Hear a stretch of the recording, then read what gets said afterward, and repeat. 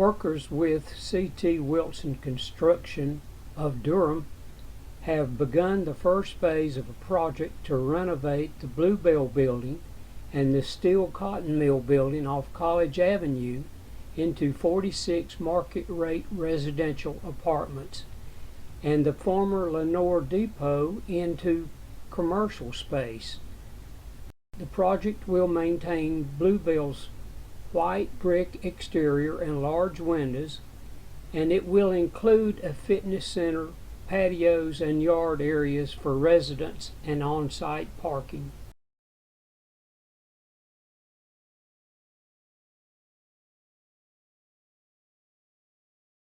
I'll start this video off with a video that I did at the very beginning of this project with York Lawson. The old Bluebell Mill is being transformed into Bluebell Apartments.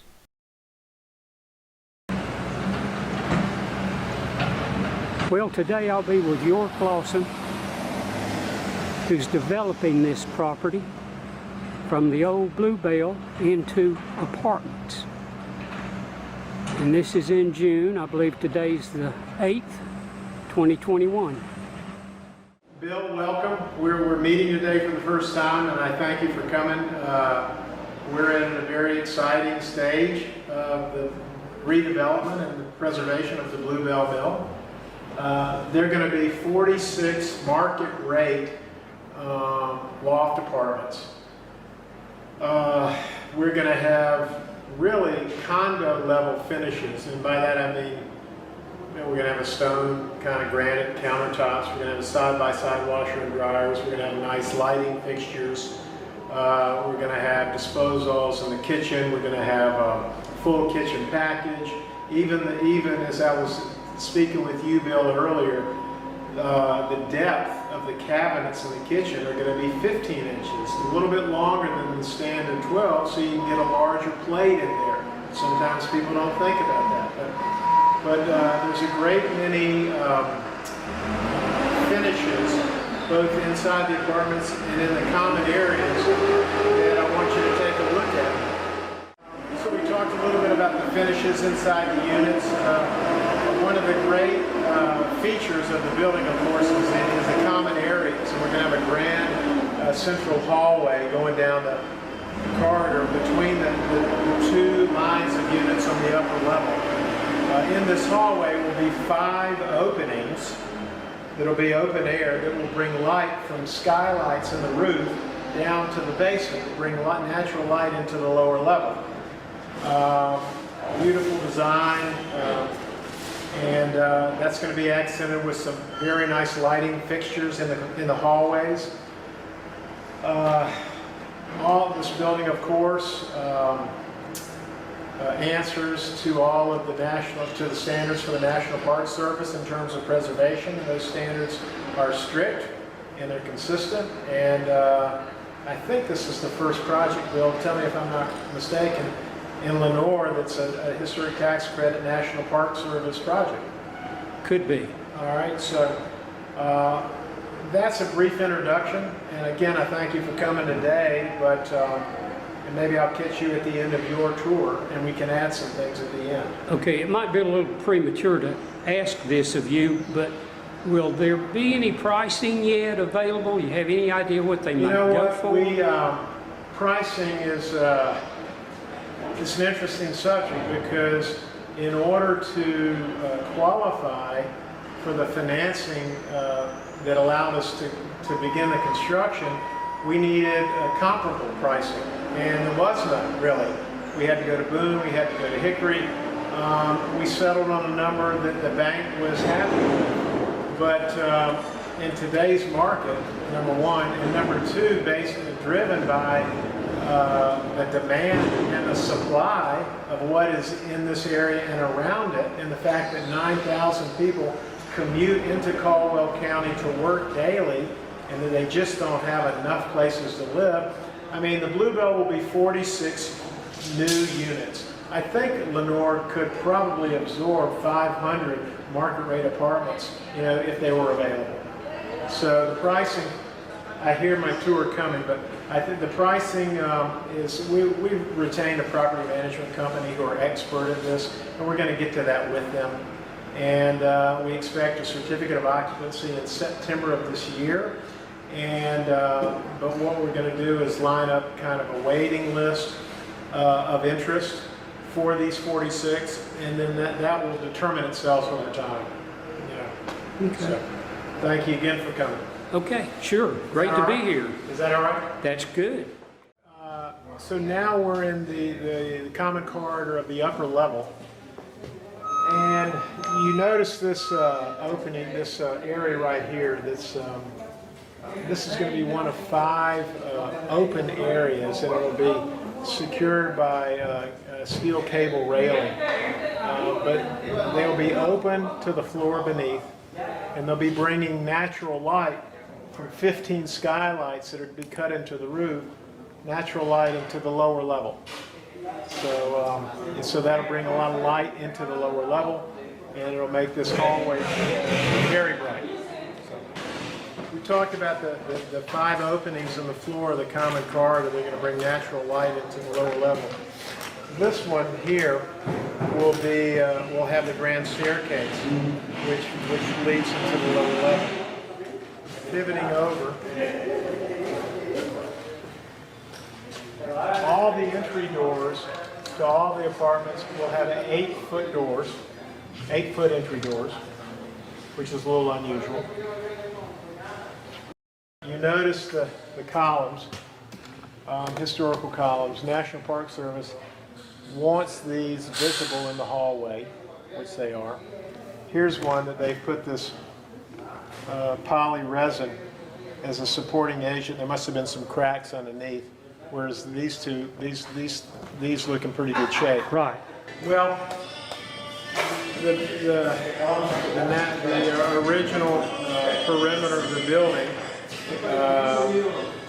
this space here was an appendage that allows for this particular unit to have this added space. You see there'll be new windows here. The bedroom is to our side, but this is just an unusual space that is just one place in the hallway. That whoever's living in this unit will have this for a study or a sunroom. And it's going to have, you see it's got, the roof has been repaired. It's got probably 13-foot ceiling height as opposed to about 16 or 17 in the main area. Well, this old section of the Blue Bell is from 1902. And this wood flooring is original. About 85% of it was usable, and we've scraped it. I mean, this has been a patch place, whereas you see the patch was put in to original flooring. It's been sanded and sealed and polyurethane once. That will happen after the completion of construction, and one of the last things that we do, that'll happen 2 more times. Bill, this unit here is the one unique unit in the sense of the project. This is a 2-floor unit, and what connects the 2 levels is one of the original fire egress stairs, which will now be inside of a unit connecting bedrooms upstairs and kitchen and bedroom downstairs. In this unit, you can enter from a front door downstairs or on this upper level. And on the upper level, you open the entry door and you open right into a bedroom.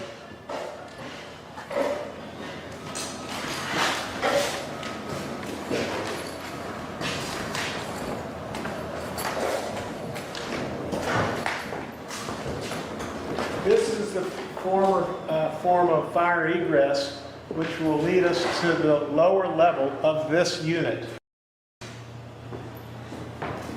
There'll be a new window here, which is looking over towards the depot site. Okay. You walk through these units upstairs, and they've got all this wonderful ceiling height. And then you come downstairs, and we're still, probably 10 feet or a little bit north of 10 feet to the bottom of that beam. Probably a little bit 11 to where the drywall ceiling will be. Okay. But you think, well, I want to be upstairs and have all this height. Well, the trade-off is that on the lower level, all of the units have patios, which is a great bonus. Now, I missed part of what you said about the fire door. You're going to keep the fire doors. This fire door is going to be retained. Okay. Yeah. Now, if I'm correct, there's a soft metal link that will melt, letting that door slam shut. Are you familiar with that? I know what you're talking about. I don't know if because it's inside a unit, I don't know if we need a fire protection code satisfying door within the unit. I'm not sure, Okay. but I know what you're talking about. It seems like I remember the original description did say that there was a link that would melt when the temperature reached high. In its former use as a mill, you mean? Yeah. And because the door, of course, is on a slant, it would close automatically. Remember, that was one of the forms of fire egress in the building. It's not going to be used for that now. It's going to be inside of a unit, and that grand staircase in the common corridor is going to be the passageway for people to go between floors. So we're in the lower level now. Here, what you will see, all of these trusses will be taken away, cut away, to allow for the natural light that's coming through those openings. That will be bringing that natural light from the skylights down. The beams, of course, will remain. But you'll see an open air to the roof above. These frames on this side of the floor are the storage cages, and they will house storage cages for this building containing 46 residential units. I think we have 30 to 33 storage cages. We've got some building maintenance areas that we can add more if they're needed, but these are going to house storage cages. Am I correct in saying that on the first floor, that concrete block enclosure, is that for the elevator? Yes. Okay. That is the elevator shaft that was built. There was a lift here originally, which is in the back far corner, and upstairs on the upper level, that has been stopped, and that will be an additional kind of usable space within a unit, which can be an office. We've brought power into it. There'll even be a window looking outside of that. In the lower level, it's blocked, so it'll just be closed in. So here's a typical interior unit on the lower level. Again, all the entry doors are 8 feet. Come in. This looks like a one-bedroom. Bedroom here. Air handling unit. Side-by-side washer dryer.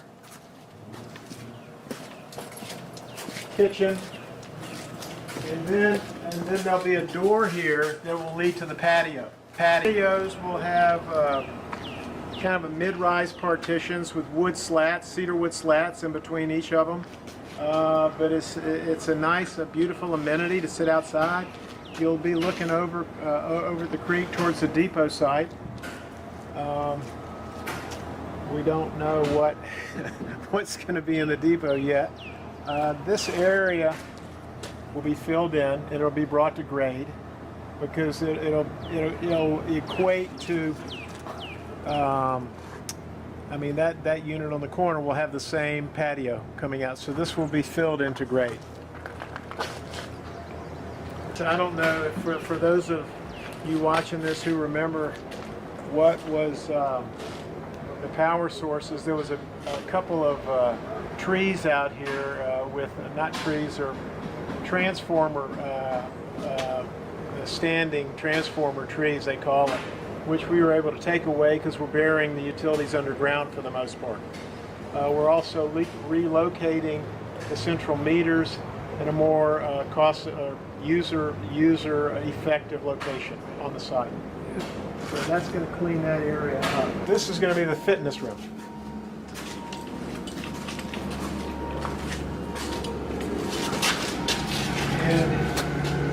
And we were able to bring the meters indoors, which we wanted. Got a couple of windows to bring light in here. About the right size.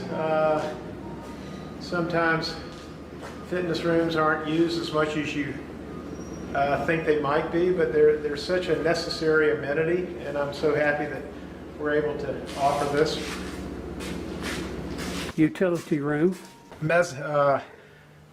Boiler room is very exciting.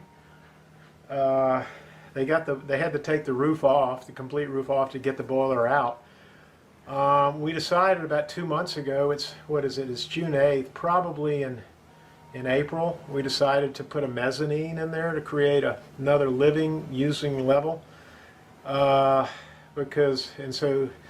the mezzanine level will still allow for 12 feet of ceiling height on the ground floor, and then it'll have about at least 11 upstairs. It'll be open air, but it can be a live workspace. And this wall is double height. There's 2 levels of windows that'll be bringing this brilliant light into this unit. Okay.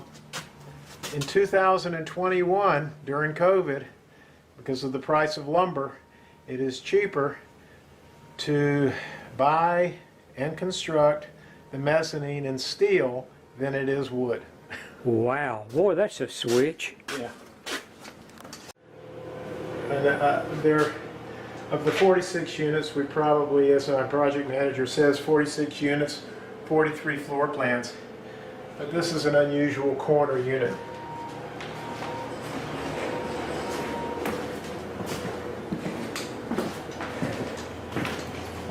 Bedroom on the right.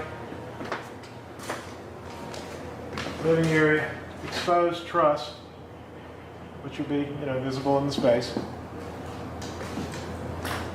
Kitchen, surrounded by 12-foot windows, and on a private corner. Second bedroom over here. But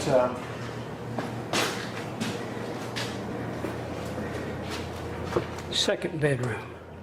so you see the truss fully exposed here, partially here.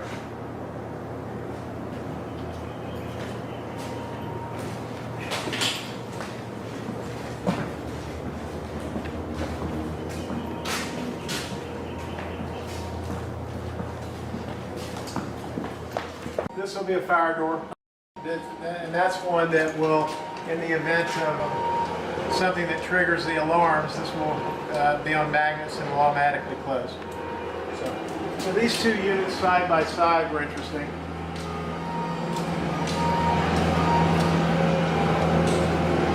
Again, we're surrounded by these 12-foot windows. There's one in the bedroom and 2 out here in the living room. When they came into this area, there was a drop ceiling, and you can see here where when they pulled that drop ceiling down, they found these struts developed here in the space. And you see me supporting them. We put some brackets on there to support them. First bedroom, second bedroom. Again, we'll have a sliding barn door at entry into the bedroom.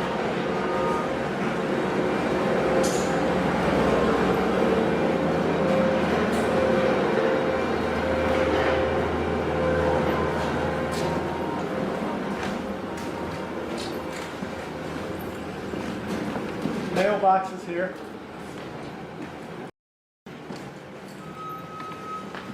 You asked about that round double swinging door to the furnace, to the boiler downstairs. That will be standing here, the round door frame and the doors. And this is the elevator shaft we spoke of, right there.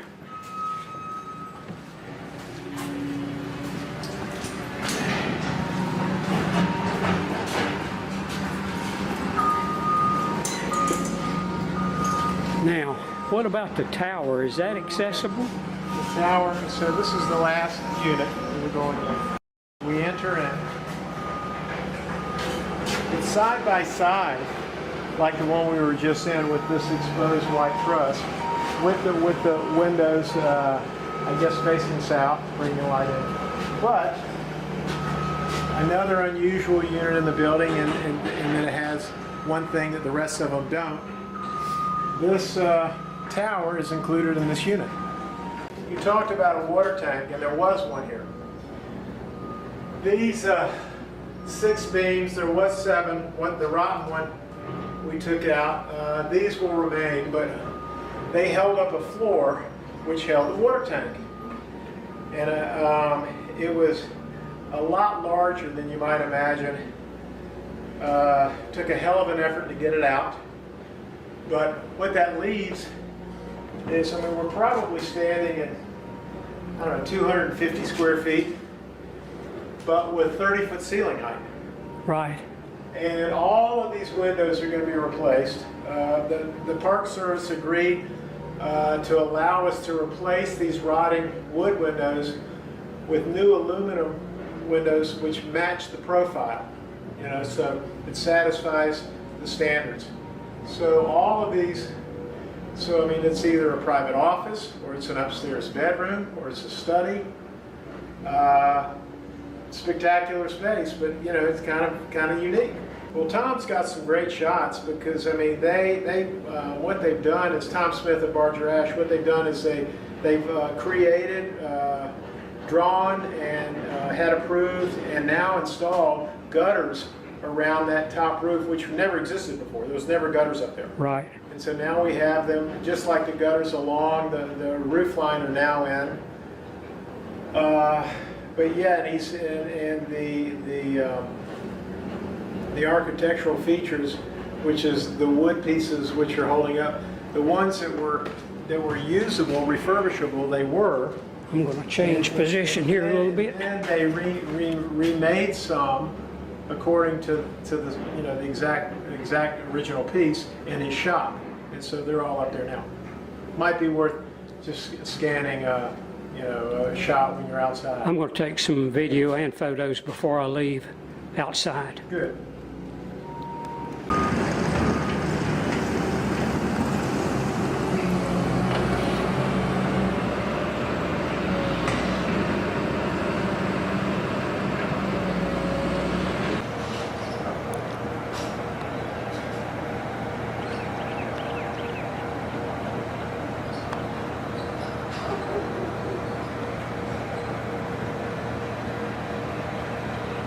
Now this was the old elevator tower.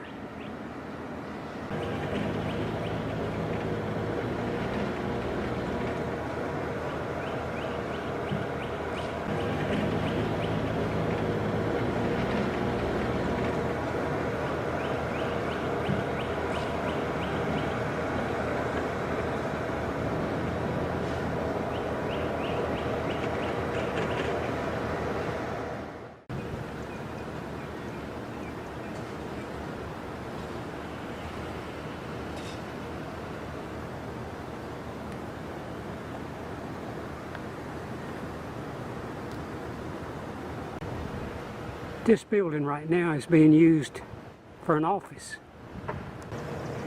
And this was the door to the old furnace room. And as York said, the furnace has been removed. I'm inside the furnace room, and York said the roof had to be removed to remove that huge furnace that was in here. And here's the door we couldn't get through a while ago. And here is a photo of that furnace that I took a few years ago. This video is from Tom Smith, Barger Ash Roofing Company.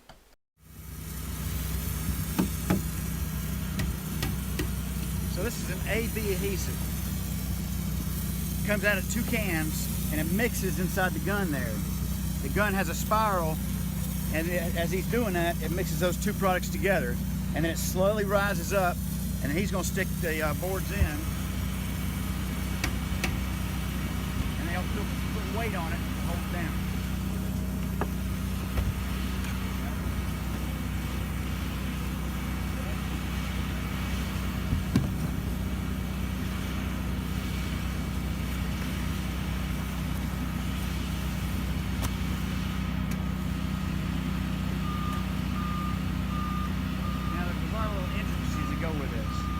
See how we're staggering the joints so none of them matches up? Not only on the top layer, but the same thing as the bottom layer. The joints never line up. And that eliminates what's called a thermal bridge from any kind of air escaping up through an area. It always has a block wherever it goes. Kind of like laying brick.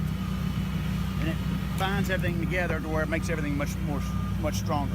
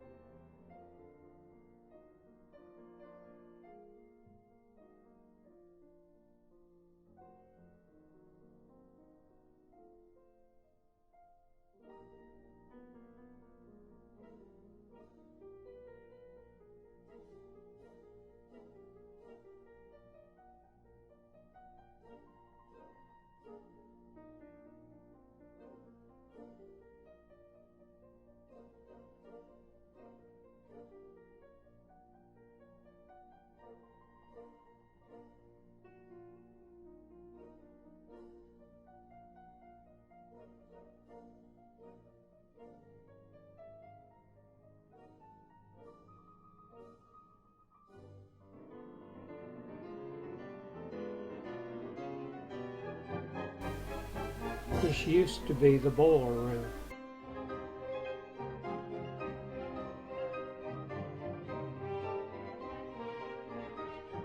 These are two old photos of the boiler that used to be in the boiler room, and my friend Bruce Craig helped me with this video.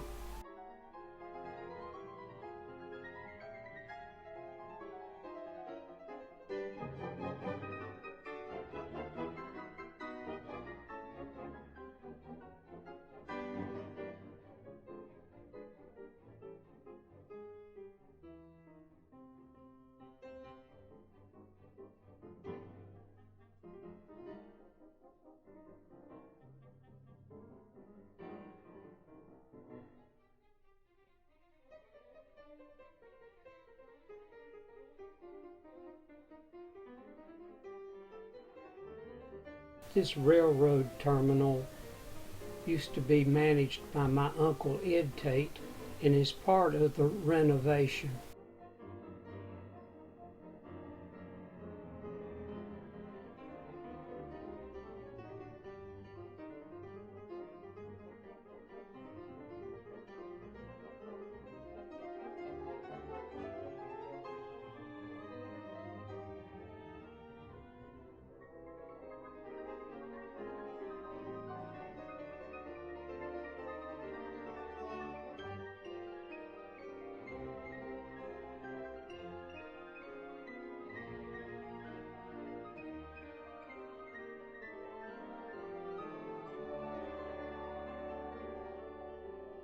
This is the elevator shaft.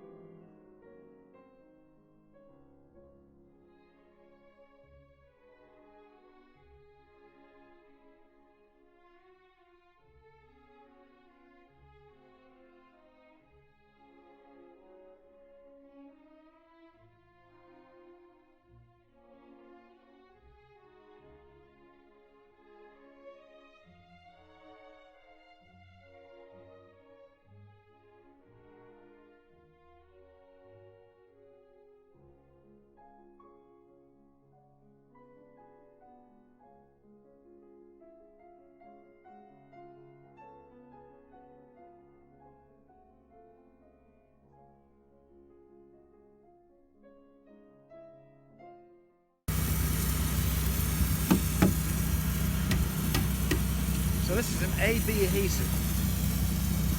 It comes out of 2 cans and it mixes inside the gun there. The gun has a spiral, and as he's doing that, it mixes those 2 products together, and then it slowly rises up, and then he's going to stick the boards in, and they'll put weight on it to hold it down.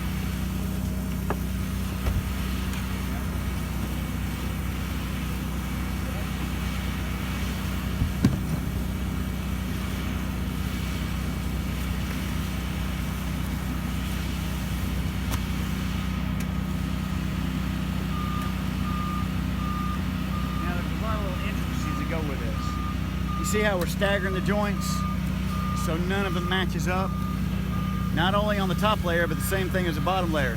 The joints never line up, and that eliminates what's called a thermal bridge from any kind of air escaping up through an area. It always has a block wherever it goes, kind of like laying brick, and it binds everything together to where it makes everything much stronger.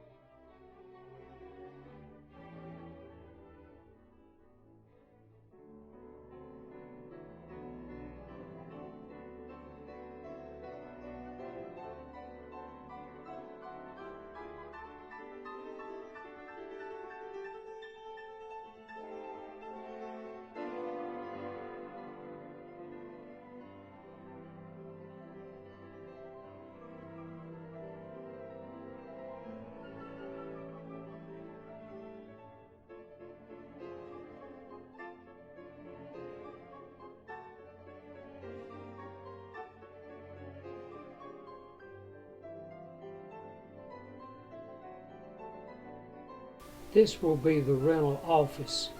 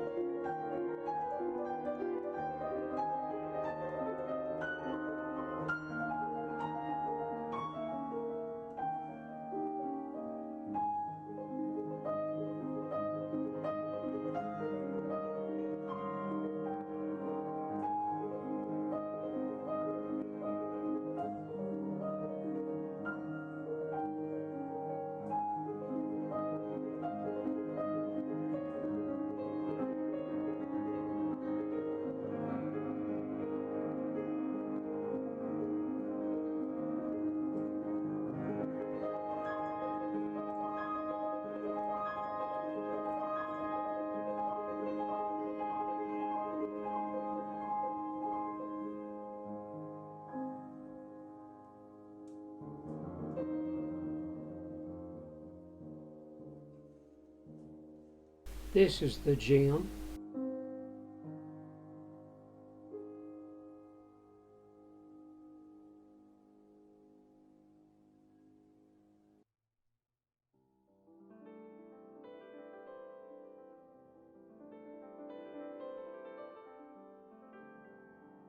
Happy to see that some of my photos have been used as artwork inside the Bluebell Apartments.